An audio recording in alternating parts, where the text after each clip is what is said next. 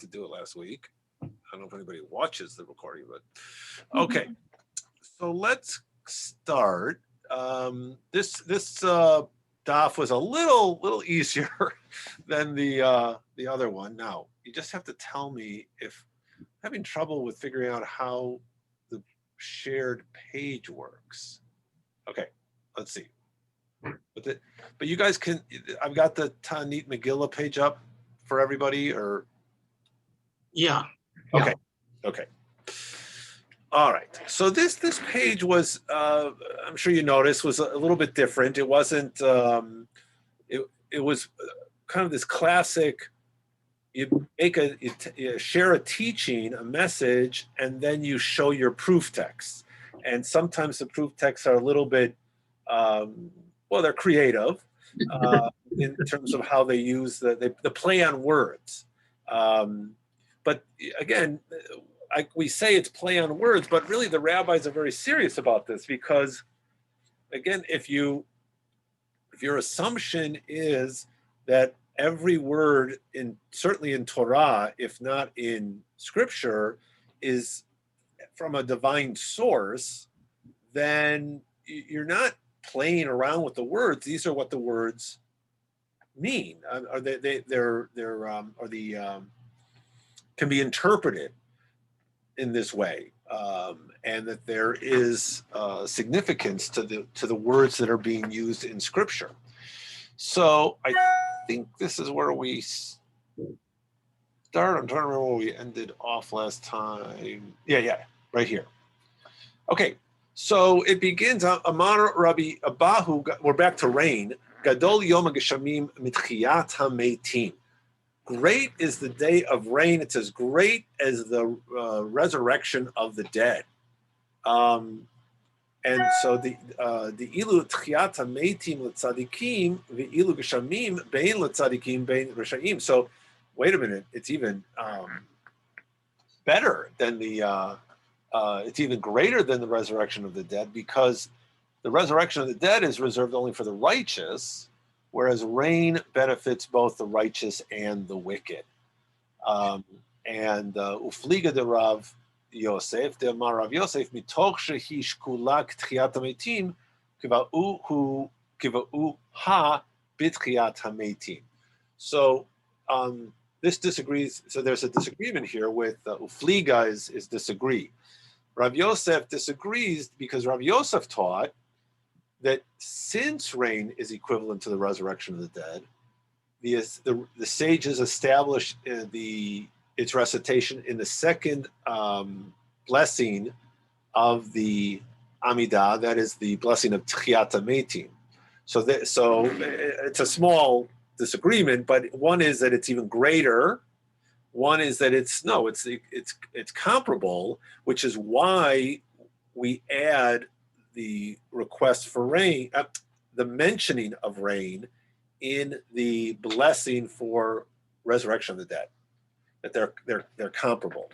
And I would I think that this is what, to me, the statement from Rabbi Abahu is significant because, again, we see kind of the magnanimity of the rabbis, that they recognize that it's not only about good people. It's not only about people who follow the rules.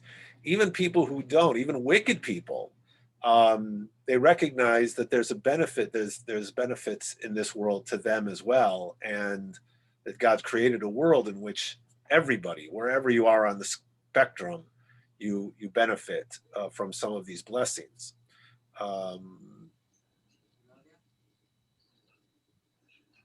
Okay, so we go to the next teaching. Amar Rav Yehuda, Gadol Yom HaGeshamim Kayom Shenitna Bo Torah. It's equivalent to the day that rained, when it rains, it's equivalent to the day that we were given Torah.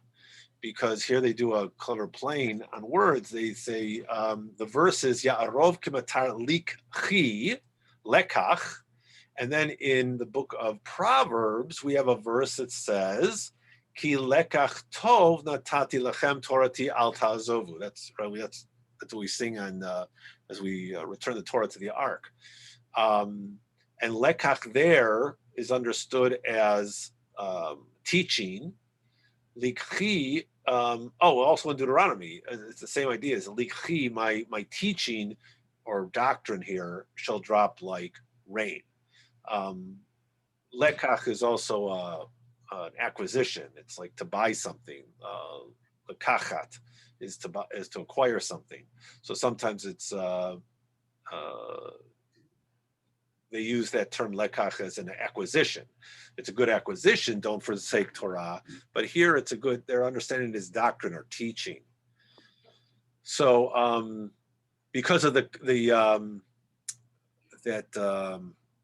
property, that not transitive property, but because of the comparison of words, you take one word from one verse, you compare it to the other verse, and you have this equivalence. You have this teaching from the comparison of the two verses, the context of the two verses, because the two words are comparable. And then I just want to do a little more, than I want to ask you about what's going on here. Then we have a teaching from Rava. Rava Amar, Yoter miyom nidna, Yoter miyom shenitna bo Torah. It's even greater than the day on which Torah was given. Shne'amar ya'arov kimatar likhi. And minitla b'mi have omer katan nitla begadol. Because usually when you compare something, right, if you say that it's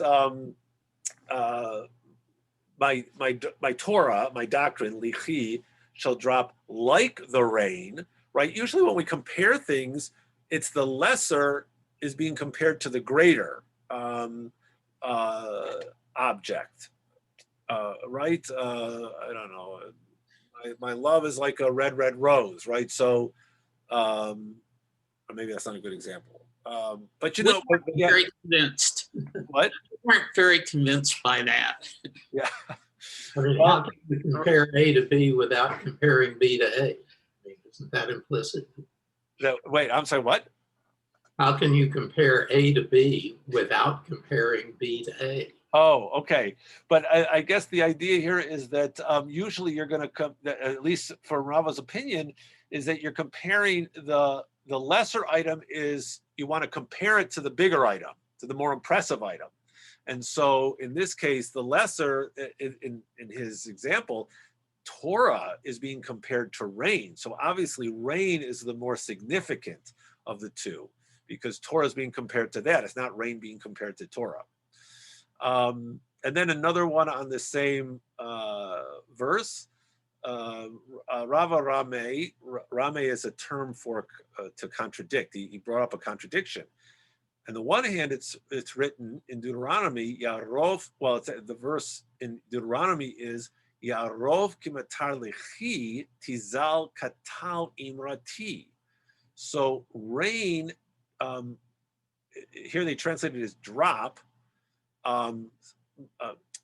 My teaching, my doctrine will drop like rain. But the second half of the verse is that my words, my imra, my speech will flow. Will distill? Okay, will distill like dew. And he makes a. I mean, obviously, this is a parallelism, right? Ya'arov and Tizal are parallel to each other. They're both about dropping, something flowing down. But because, as we'll see in a moment, Oref means neck, can also mean neck, and has as we'll see in the next comparison, has a reference to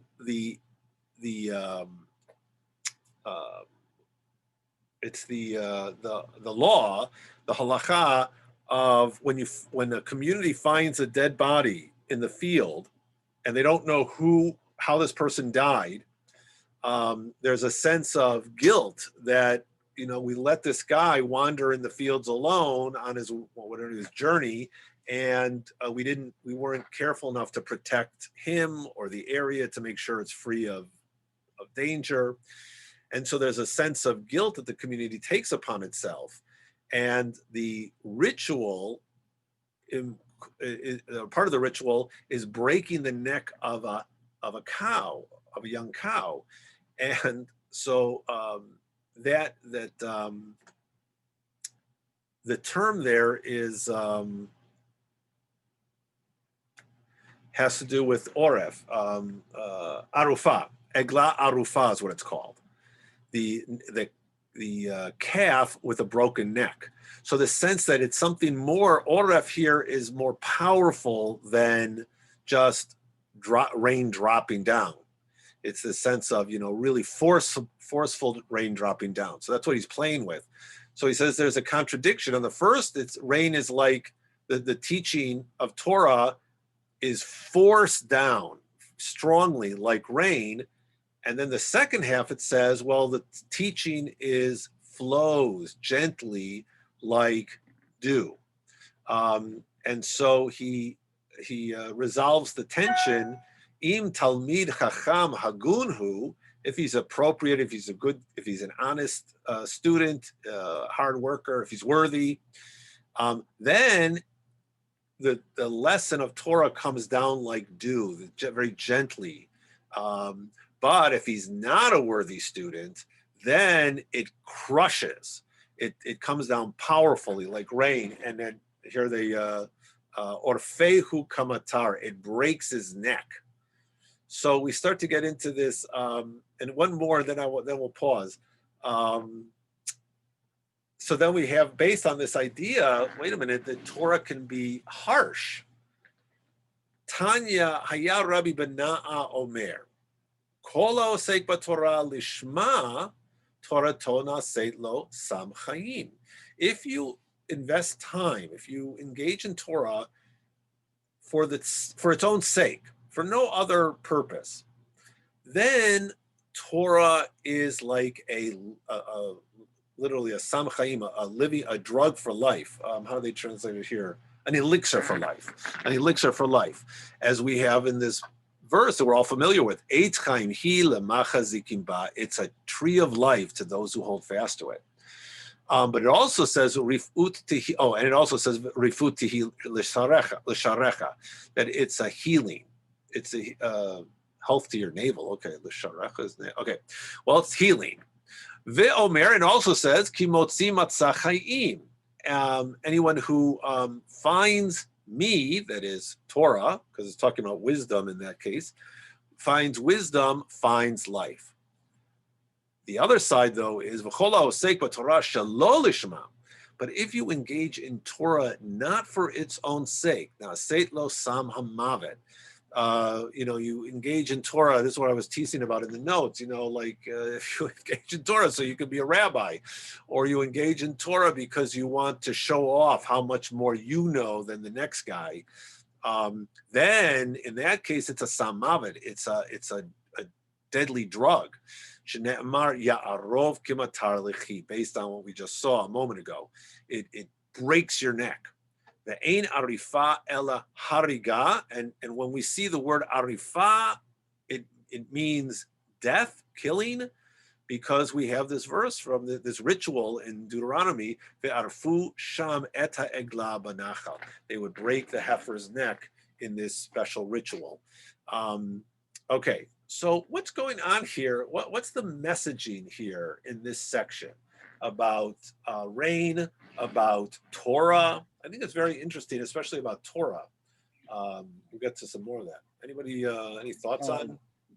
Starting from the beginning, my first thought about it was I thought of like perennial plants and the notion of rain being resurrection. They're always going to come back. I don't have to replant them or anything. All I need is just give it the right climate and it comes back. So the attachment to resurrection is pretty clear for that. Mm-hmm. I thought about the other stuff, comparing, how it's greater than Torah or how it's greater than resurrection were also similar, because they say that rain is better because it benefits everybody, while resurrection only benefits the righteous, Torah has the similar sort of thing. Rain benefits everybody, while Torah, at least contemporary to this, would only benefit Jews Mm, or people who are interested in it.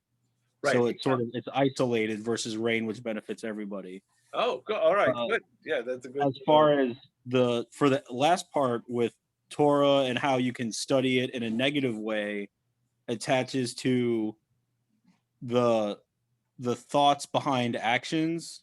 You know, if you it's you know there I suppose as far as like in today's world, the people that are always, "Oh, I'm going to go Facebook live while I go and donate this food and show the world how great I'm being," and no, turn the camera off and just do the nice things for your, instead of doing it to show off or to brag or like tell everybody how great of a person you are. And just I'm not a philosophy major, but I know that there's a a lot of study of moral philosophy when it comes to you can do good things, but in a selfish way, and it takes the goodness out of it.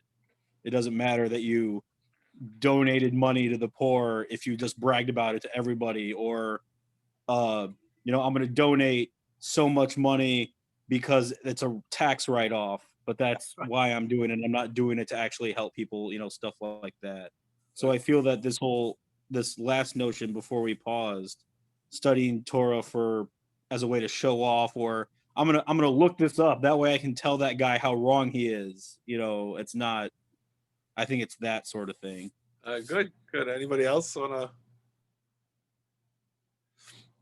I think that's really interesting what you bring up at the end there. The idea that studying the comparison between giving tzedakah for its own sake, because you want to help, and giving tzedakah because it makes you look like a big person. You get your name on the hospital wing. But it's interesting because Maimonides says that if you do that, it's not the best way to give tzedakah, but it's still tzedakah, right? Even if you give it, if you grudgingly give a quarter to a guy on the street, it's not a good way to give tzedakah, but it still counts. Here, though, they seem to be saying something a little more severe, which is Torah is not totally value free. That is, it's not just Torah study, whether you study it for its own sake or whether you don't do it for its own sake and it's just for self-aggrandizement. But either way, at least you're doing the mitzvah of Torah study. Here they're saying there's actually a danger. There can be a danger in Torah study. And I think that's really very powerful because we've seen in the world, especially among those who are the most committed to Torah study, that there can be a real danger to the way that Torah is studied. Like in Israel, there are the hate mongering that goes among those who are the most learned in Torah, towards those who they don't like, whether it's because they're not, they don't follow Judaism the way they do, or because they're not the right ethnic group, or because they don't like what the government is doing, even though the government pays most of their bills. You can see that there's a very negative aspect to that. And then it's dangerous. It causes problems. Last night there was, I don't know if you watched Saturday Night Live, but they were even making fun of the ultra-Orthodox communities that aren't following the rules and are having these gatherings, whether it's a funeral or a wedding. And it was something about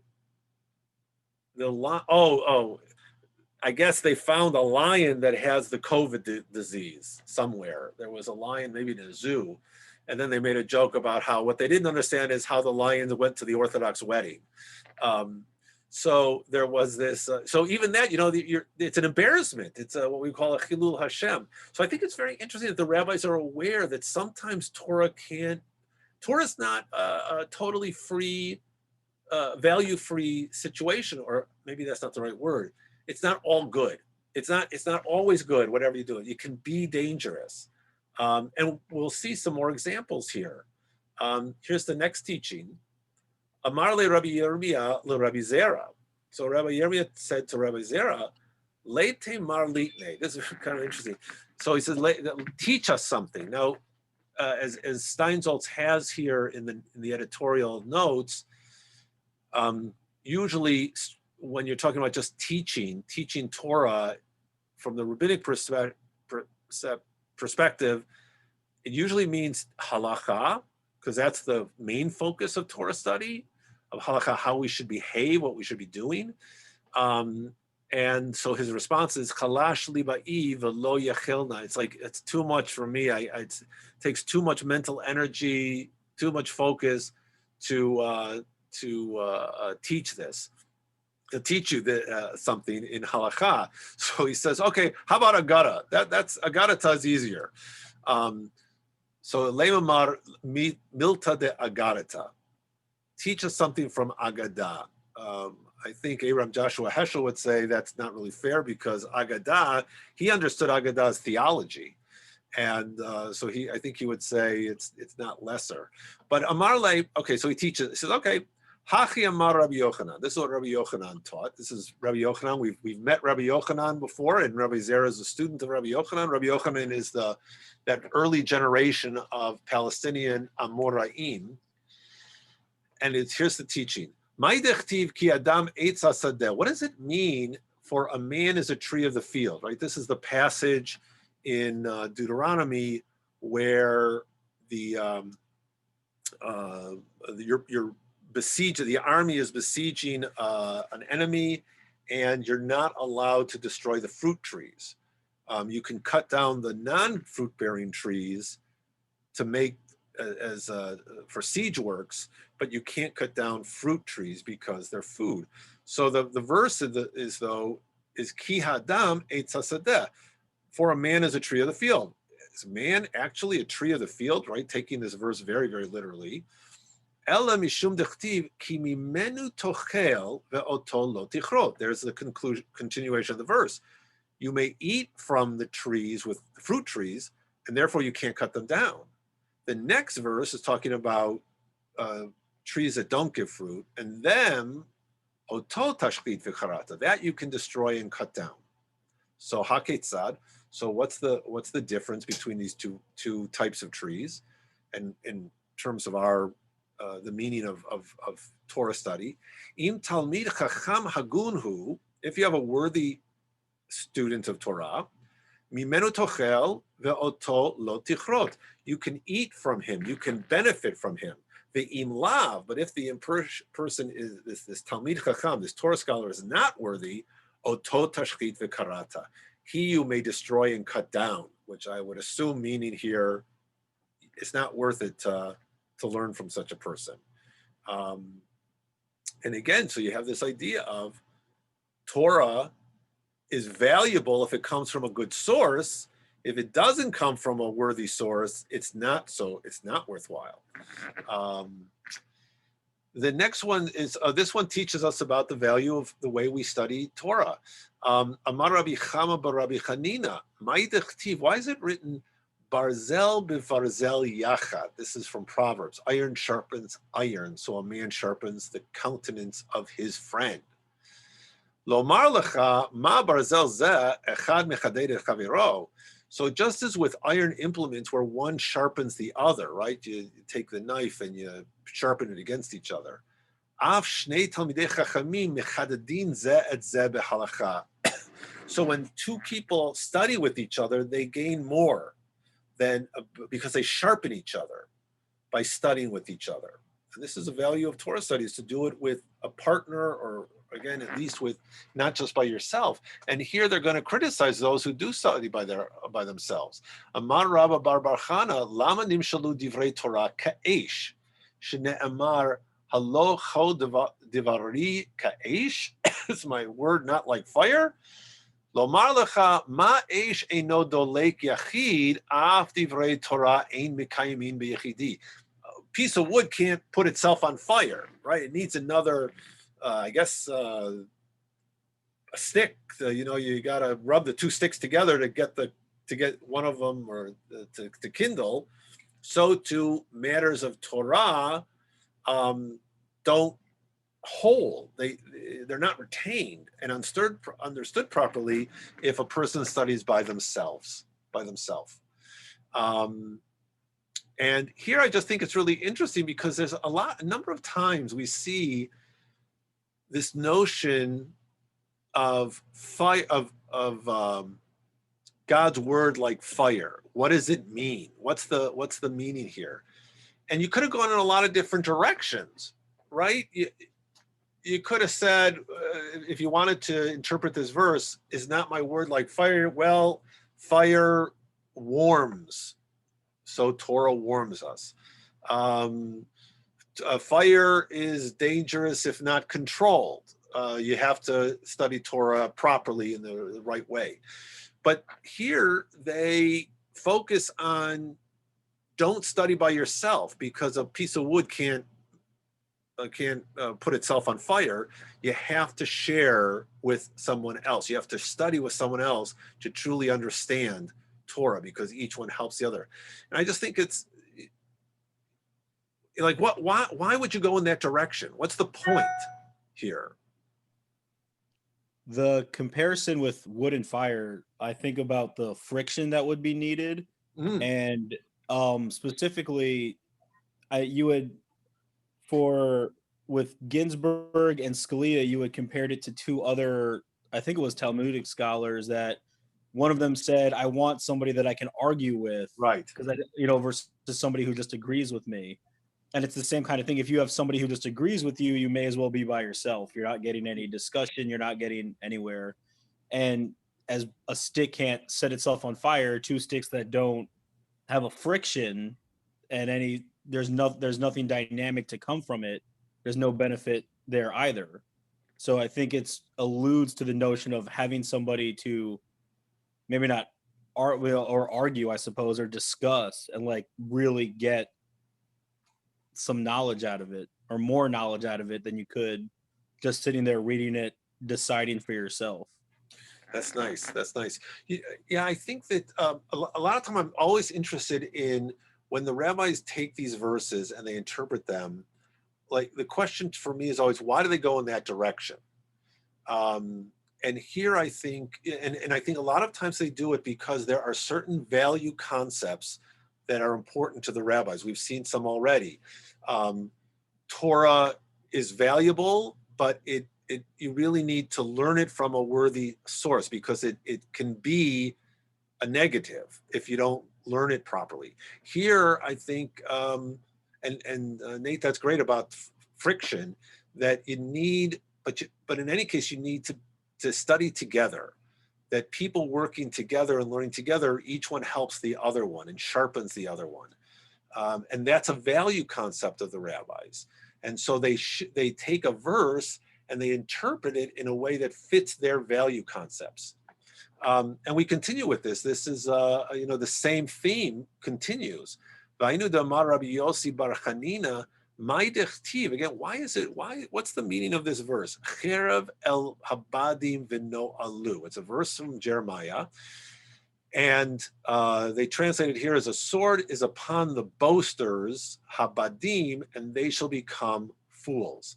Now, the verb badad here can be understood as idle talk, foolish talk, but it can also be badad is to be separate, to be isolated. So it has both of these meanings in there. The Bil'am, the verse where he says Israel is a nation that sits by itself, sits apart from everyone else. That's the verb badad. So here you have both of these meanings sitting there, but here they're going to focus. I mean, the reason why Steinsaltz translated boasters is because that's how he's understanding it right now. This verse can be interpreted homiletically. There's a sword upon the enemies of Torah scholars. Oh, this is interesting. It's a euphemism for Torah scholars themselves. A lot of times it's like a superstition. You don't want to say, you don't say a sword upon Torah scholars because that's, you're cursing them, right? So you say the enemies of Torah scholars, even though the understanding is that you're referring to the Torah scholars. So we don't want to directly curse them. So a sword upon the enemies of Torah scholars who sit alone. See here, so before it was boasters, now it's bad bevad, who sit alone and study Torah. And not only that, but those who study by themselves grow foolish from their solitary Torah study. As it says, they become fools, with no alu. Not I only was, that, yeah. I was struck here. This is from a JPS translation, Yeah. but it translates the word as diviners. Yeah, I looked it up. I don't know where they. And the context of the quote is there are all these oppressors of Israel and Judah. Yeah, so. There's a long string of them, and this is one of them. Yeah. So I don't know where they. I looked it up too. In the BDB, they don't have diviners, so I'm not sure. Except for the fact that it can mean idle speech, meaningless speech. So maybe they were just looking for a synonym of in that list of people who say, whose words are meaningless. But yeah, I was curious about that too. In the King James version, it doesn't have, they don't translate it as diviners. They had it as I can't remember now what it was, but it was something closer to boasters. Mm-hmm. So yeah, so I wondered about that too, why the JPS had diviners. And here, but not only that, now they become the sin. If you study Torah on your own, you're not only foolish, you are a sinner. And they become, because it says they become fools, and it is written here, for that we have done foolishly and we sinned. So once again, you have the verb no alu or no alnu. That's from when they go back. That's I think after the spies, when the people say, and they're told you're not going into the land of Israel, you're going to be in the desert for 40 years. And they admit, oh, we've done foolishly, we've sinned, we'll make it up now. So here you have no alu, foolishness with sinning. And, or you've got another verse that they find these two connected. In Isaiah, the princes of Tsoana become fools. Once again, the verb no alu. They've caused Egypt to go astray. So the idea of going astray and being foolish are connected to a person who sits alone, bad bavad, and studies Torah. The next piece is Amar Rav Nachman bar Yitzchak, Lama nimshalu divrei Torah ka'etz. Why is Torah compared to a tree? Well, we have a verse we all know. Eitz chaim hi lemachazikim ba. It's a tree of life to those who hold fast to it. Lomar lecha ma eitz katan madlik et hagadol af talmidei chachamim ketanim mechadadim et hagdolim. So just as a smaller piece of wood, it ignites the larger piece, right? If you're making a fire, Nate, the Boy Scout here, knows, you got to light those little ones first, and then they catch, and then that will light the larger piece of wood. So too, minor Torah scholars, or we could even say maybe even students in the room, sharpen the greater Torah scholars because they're asking questions, they're curious. And this leads to the famous teaching of Rabbi Hanina. I've learned much from my teachers, even more from my friends, but from my students, I've learned the most of all. But again, you see here, what I think is interesting is we just had this verse, tree of life to those who hold upon it. And up there, it was compared to a Sam Chayim, that it's a tree of, it's a life-giving elixir. Here, though, they're translating it because the purpose is to show that a lesser student or a lesser scholar can actually benefit the greater scholar. So don't think that, if you're a great Torah scholar, don't think you're so awesome you can't learn from somebody who knows less. I looked up bod in Yeah. Kohler and Baumgartner, Yeah. and they give a fifth entry Oh, okay.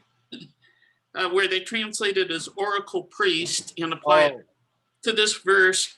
And they refer, it's a fairly rare usage. They cite, I think, 3 uses meaning that, but apparently it was found in something from Mari. So I assume some tablet. Badum is some sort of word in Semitic language for official.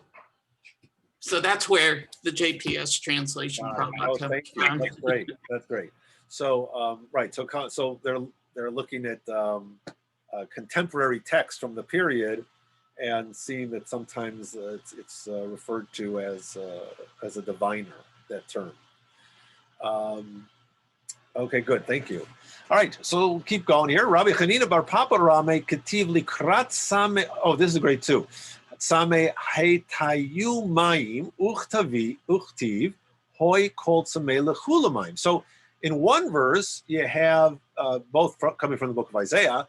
One verse says, to him who's thirsty, you should bring water. And the other one says, everybody who's thirsty, go to water. So in one direction, you're supposed to bring water, and the other, you're like, hey, go find water yourself. Go after it. And he compares this now to students. Im talmid hagun, if a student is worthwhile, likrat sameh hatayu mayim. You should go after him, find him, bring teaching to Torah teaching to him. The imlo hoy kol sameh lechulamayim. If he's not, you don't. I mean, he translates here as this student must seek out a teacher for himself. I think it's more for the teacher. I think it's a lesson. If the student is worthy, don't wait around for the student to show up in class. Go after the student, do whatever you can to help them, encourage them to learn. But if they're not worthy, if they don't seem to take this stuff seriously, you know what? When they're ready, they'll come to you. But don't waste your energy running after them, because you're just going to be irritated. And those of us who have taught know exactly what they're saying, that there's only so much help you can give to the student who isn't ready to learn and doesn't want to take it seriously. And here's another explanation. Rabbi Chanina bar Chama Rame Ketiv Yafutzu Mainotecha Chutza Uchtiv Yihiyu Lecha Levadecha Im Talmid Hagun Hu Yafutzu Mainotecha Chutza. If the student is worthy, then here's a little slightly different meaning. Let your springs be dispersed abroad. Teach them everything you've got.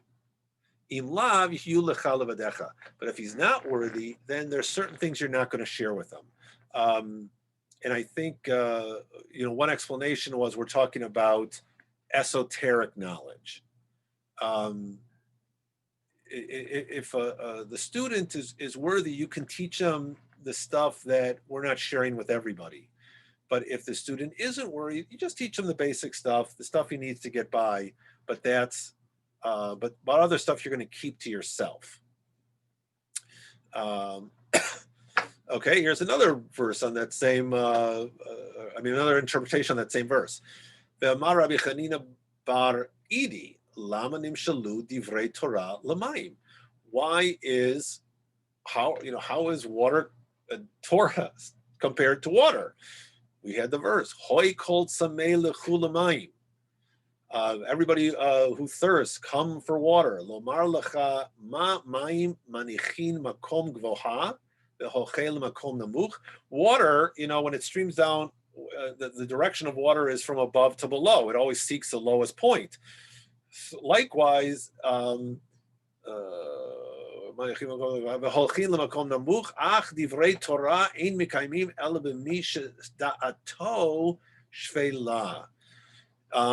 only, so Torah is retained by those who are humble, in the sense that Torah comes, the high point is from God, and for those who are humble, again, the example being low point, Torah comes from God to those who are humble, who are low. But if you're pompous, if you're arrogant, it's not going to come properly, because you're not. It's going to be blocked from getting to you, because it goes down.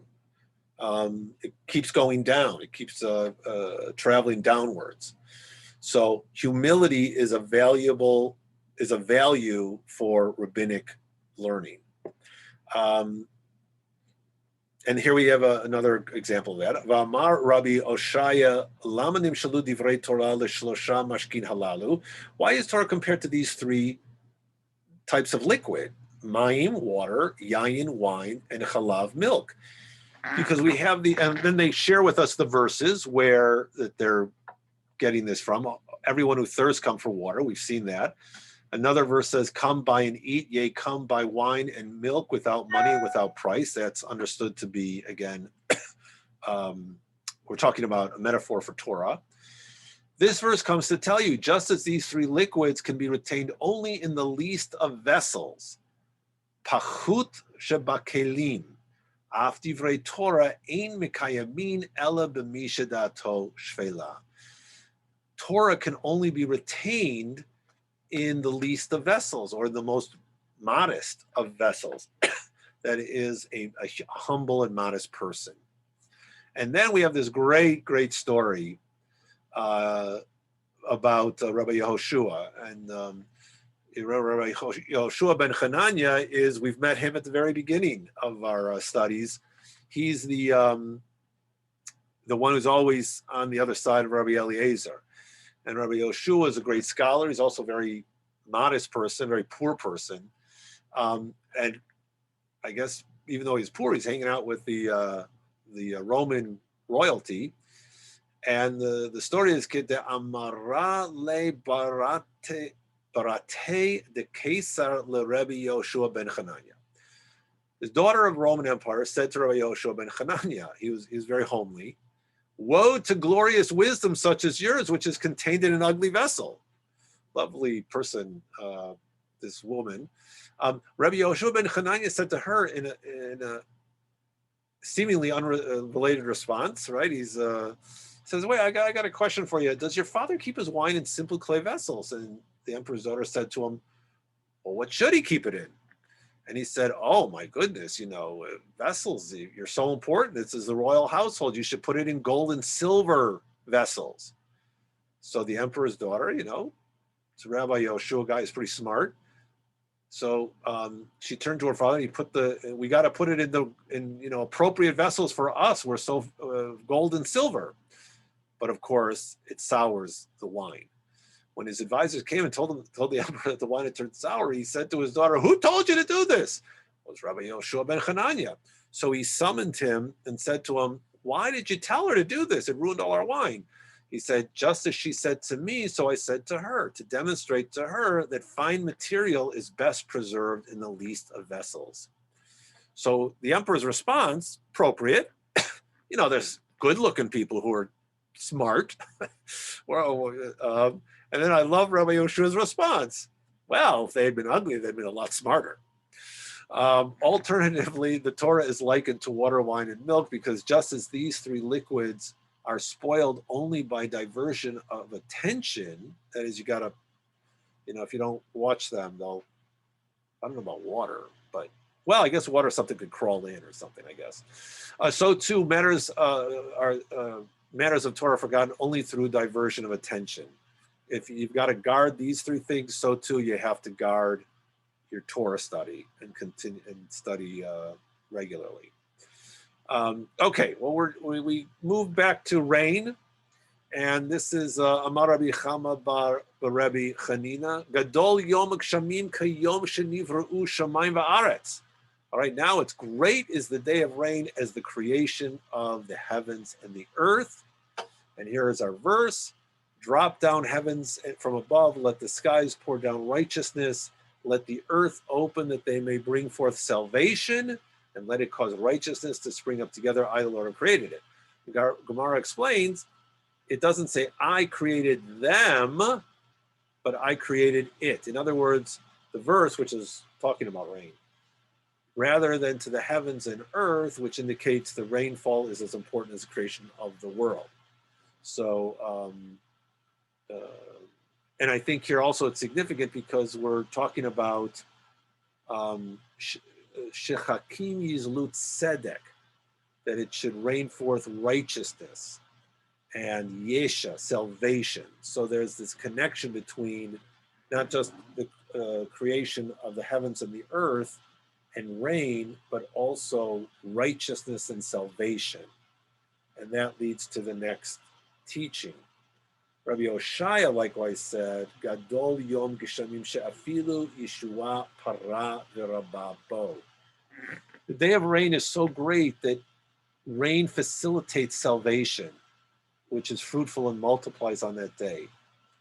And the verse, it's a time of God's favor, he says here, when salvation is brought forth into the world. Let the earth open that they may bring forth salvation. That's the verse we just had. Rabbi Tanchum Bar Hanilai said, rain falls only if the Jewish people's transgressions have been forgiven. As it says in Psalms, Lord, you've been favorable to your land. You've turned the captivity of Jacob. You've forgiven the iniquity of your people. You have pardoned all their sin. And then the next verses, a few lines down, talks about rain. So we have here this notion of salvation. Rain is connected to salvation, which I think is probably, if you're a farmer, you know exactly what the importance of that. And you have rain, and here the idea is the people's transgressions have to be forgiven, because now we're going to have a number of teachings related to rain and forgiveness of sin. So Amarle Zeiri Midehavat Leravina. And so the Havat, I didn't check it out, but I'm pretty sure the Havat is a city in Israel. Ravina is in Babylonia. And he said, you learn this idea from here, whereas from this verse, the verse above, we learned it from a different verse over here. Ve'ata tishma shamayim v'salachta lechatat. When the heaven is closed up and there's no rain, when they sin against you, if they pray toward this place and confess your name and turn from their sin when you afflict them, then you hear in heaven and forgive the sin of your servants and of your people Israel when you teach them the good way in which they should walk, and send rain upon your land, which you have given to your people as an inheritance. This is an appropriate verse to be reading today because it comes from the sermon, the address that Solomon offered at the dedication of the first temple. And we're celebrating Hanukkah, which is obviously means dedication, the rededication of the temple. Rabbi Tanchum, here's another verse on the same concept. Rabbi Tanchum, son of Chia of village of Akko, said, rains are withheld only if the enemies of the Jewish people, once again, euphemism here, for the Jewish people, have been sentenced to destruction for their sins. Drought and heat will steal the snow waters to the grave those who have sinned. So when the Jewish people are being really bad and they deserve serious punishments, that's when the snow, in this case, won't come, which is a little scary given the climate that we're living through right now. I mean, if you wanted to be one of those people if you wanted to do exactly as the rabbis are doing, we have a lot to be concerned about. Ze'eri, once again, we have the Ze'eri from the Havat talking to Ravina. He said, well, okay, you guys learned it from this verse that we just had. We learned it from here in this verse in Deuteronomy, again, verse from that we recite in the second paragraph of the Shema. The anger of the Lord will be kindled against you, and he will close up the heavens, and there will be no rain, and the earth will not give its fruit, and you will perish quickly. So rain's withheld when we Jews behave so poorly that we deserve severe punishment. And here, Amar Rav Chisda, Ein Geshamim Ne'asarim Ela B'Shvil Bitul Trumatu Masrot.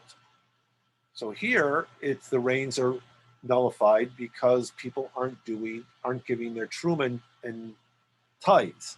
Truma is the tithe. It's I think it's 1/50th of your crop that goes directly to the priests, and then the tithes. There are different tithes. There's a tithe is a tenth, and that goes to one tithe goes to the Levites, and the in some years it goes to the poor. So that's a tenth of the crop, and so it's and their drought and heat will steal the snow waters. And the Gemara asks, from where in this verse may this idea be inferred from the verse? The school of Rabbi Yishmael taught, due to the matters that I've commanded you to do in the summer, that is, take truma and tithes from the summer produce, and if you don't do it, then you're not going to get the winter waters, the snow waters during the rainy season. So there's a relationship between the seasons. You don't do what you're supposed to do in the summer, you're not going to get the rain when you need it in the winter. Here's another possibility. Rains are withheld. Why? Ein geshamim netzarim ela bishvil misaprei lashon hara. People who speak slander, lashon hara. Lashon hara isn't just speaking lies and deceit. Lashon hara can be actual truthful words. It's just said in a way that causes, a negative ramifications, negative consequences. And here we have the verse, the proof text. The north wind brings forth rain, but a backbiting tongue, an angry countenance. Okay, here we have another reason why rain is withheld. Amar Rav Sala, Amar Rav Hamnuna, Ein geshamim netzarim ela bishvil azefanim. Literally, azefanim is a strong countenance, but it's understood as being impudent, arrogant, because it says v'yimanu revivim umalkosh lo haya umetzach isha zona haya lach. The verse here from Jeremiah is, therefore the showers have been withheld and there has been no last rain, yet you had a harlot's forehead. You refused to be ashamed, right? So that's that. The issue here is that I guess a prostitute walks around with probably her face uncovered, which maybe in that time, maybe that's a reference to the women were more covered up, and the harlot isn't covered up because she's so arrogant, she's so impudent, so brazen. She's not ashamed of what she's doing. And so that's the connection. Impudent people with a harlot who goes around uncovered. We did just have Tamar put a veil over her face. Yeah, right. Taken as a harlot. Right, well, see, because she wasn't a typical harlot, so she was more covered up. Rav Sala gives another rendering of this. Kol adam sheyesh lo azut fanim sof nichshal ba'avera. So anybody who's impudent and arrogant, in the end, they fall into sin. Now, he understands this here as, because of the verse in Jeremiah, the sin of specifically of prostitution, right? Because it says, but I'm not so sure that you have to read it that way. I think you could see Avirah here as just you're sinful. If you're an arrogant person, if you're boastful, you're impudent, you're gonna do things that cause you to sin. You're not going to be careful. You're not be cautious. But Steinsaltz is understanding it, and following commentary, that it's specifically talking about prostitution. Rav Nachman said the verse does not mean that he will commit a sexual transgression in the future. Rather, bi'adua shenichshal be'aveira, because it says haya lach v'lo namar yihiyeh lach, that you've already stumbled into transgression because it was in the past tense. People who are arrogant fall all the time. They're constantly doing things that are harmful. And then here we have the next one is Amar Rava bar Rav Huna, Kol Adam sheyesh lo azut panim mutar likrato rasha. People who are impudent, you can call them wicked. Shneamar ha'ez ish rasha bifanav. It's a wicked man makes his face insolent.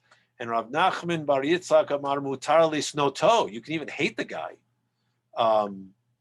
And let's see, do they have a note on this? No, okay. You can even hate such a person because, again, we've got a verse, Ve'oz panav yishuneh. And here they're doing, again, a playing with the words. Yishuneh is changed. A person whose impudence changes them, but they change the shin of yishuneh to a sin of yisaneh. Soneh is hatred. So a person who is impudent, you may hate. It's a pretty strong statement because you're not supposed to hate people in your heart, but obviously people who are impudent are probably, as I mentioned, they're people who are impudent as Rabbi Sala said, Rabbi Nachman, they've already committed something wrong. They've already done something which is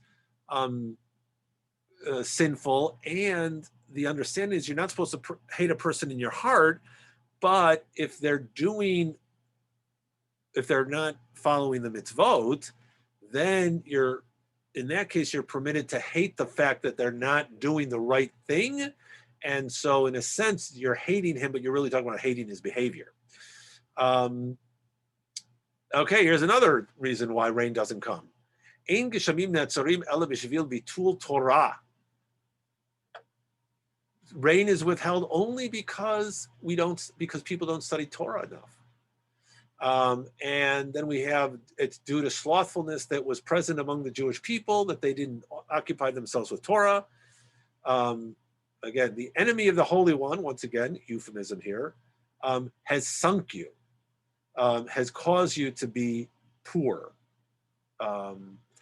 So again, it's this idea of not studying Torah. Here's another verse where they find the same idea. And now that men do not see the light, it is bright in the skies, but the wind passes and cleanses them. Light means, in this case, Torah. Or is the key word for Torah.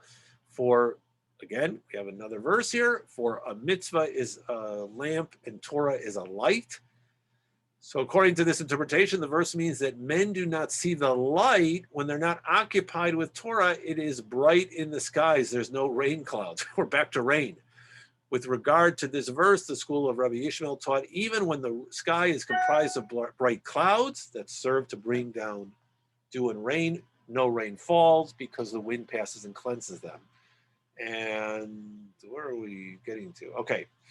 The rains are withheld. Another one. The rains are withheld for robbery. That's why rain is withheld. And again, once again, we have verses that offer the proof text and find. Okay, so before we get to the remedy here, the conclusion of the page, let me just ask you, what's the point? We have all these different possibilities. Rain's withheld because of robbery. Rain is withheld from the Jewish people because of arrogance. Rain is withheld because we don't study Torah enough. Rain is withheld for all these. What's the point of all of these lessons? A lot of it, I feel, has to do ultimately with the old, like what I see, all these crimes or sins or whatever would be, they have a lack of community appreciation. Okay. Robbery, they've already established that Torah study is supposed to be done not by yourself. Good. So there's that. They all have to do with a lack of community and teamwork and stuff.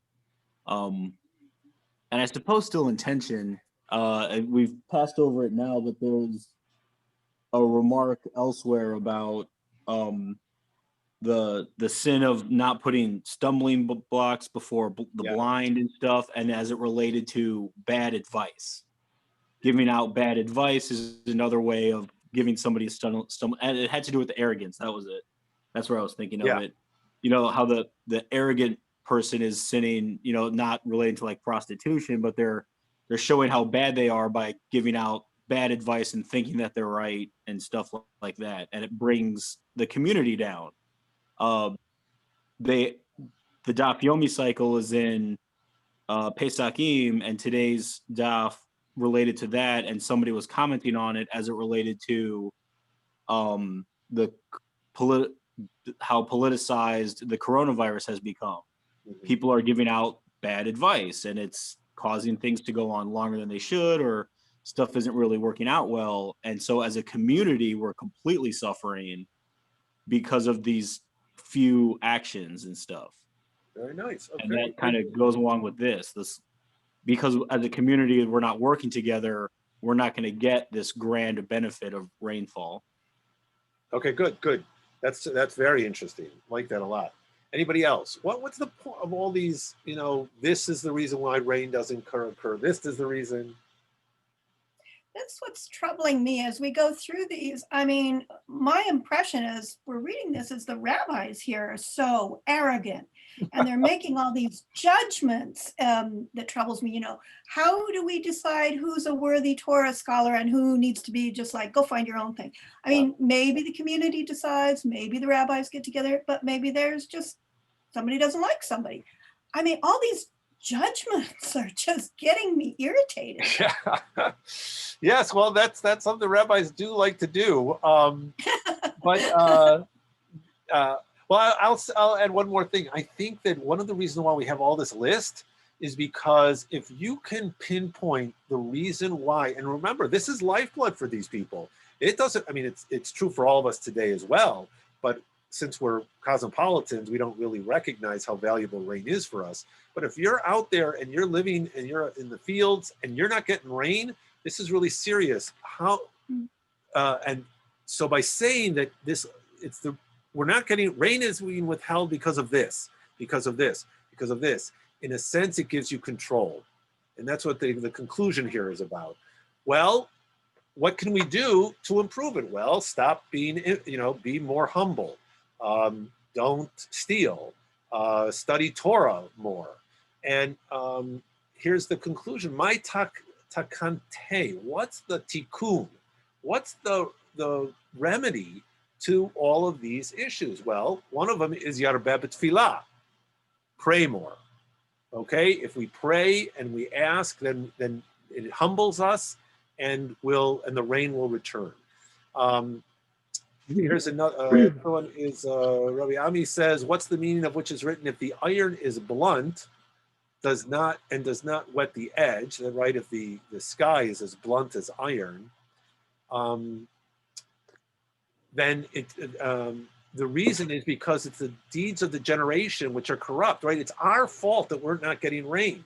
So we have to fix the situation. We have something that we can do. And what's the remedy? Yitgabru barachamim. Now he says, Steinsaltz understand this as increase the prayers for mercy. Because the conclusion is not only that, but you should also do acts of mercy. I think that you can just stay, again, you don't have to go into prayers of mercy. It doesn't say that. It just says mercy. Be kinder to people. Be nicer. Be a more thoughtful person. Don't steal. Stealing is taking from what somebody else you don't have, and now they're without. Just don't do that. So I think that the what's behind all this list of reasons of why we don't get rain is because it's a very serious problem, and by saying it happens because of something that we're doing or not doing, it gives us some element of control. If we change our behavior, maybe the climate will change. I mean, obviously, in our contemporary world, that's exactly correct. We do have to change our behaviors if we want to have any kind of hope that the climate doesn't completely destroy major parts of the planet. But it's the same thing with the Misha Berachs, right? When somebody's sick, well, there's nothing, I mean, maybe if you're a doctor, you can do some good. But for most of us, we kind of just, what do we do when our friend is sick? Well, we pray for them. We put their name on the Misha Berach list. We feel it's something that we can do to be helpful. So I think that's what a lot of this, what's behind a lot of this desire for being able to gain control of a situation which we really don't have control over. So anyway, so that's, I don't know if anybody has any final comments. Otherwise, I'll start sending out the notes for 8A. We'll meet next week. I was thinking in what the Rab Ketina said, that he said that the rains are withheld only due to the sin of the elections in the Torah? study of Torah. I was remember the first in the Birkot HaShachar about the Elu Devarim. Yeah. Yeah, at the end of the paragraph says Talmud Torah Keneged Kulam. Right. And also the sage says that the study of the Torah leads to the practice. Right. So basically is the I understood is the translation of all the mitzvot. Uh-huh. That was, I think. Yeah, I think that's great. That yes, exactly. That the more we that since Torah study is equal to everything, if you do that, then it'll lead to improvements. Hold on here. Hello? Oh. Then yes, if you study Torah is really, and that's one of the final ones, right? Is that study of Torah leads to the benefit of all of us. So yeah, very nice. Okay, so we will meet next week. I'll send out the notes. There's good stuff coming up. A lot of good Agadah. I don't. Maybe the rabbis thought halakha was better, but Agadah is terrific. So I'm looking forward to that. All right. Take care. Thank Everyone you. have a good day. Chag Sameach. Yeah, bye, everyone. Have a great day, everybody. Take care.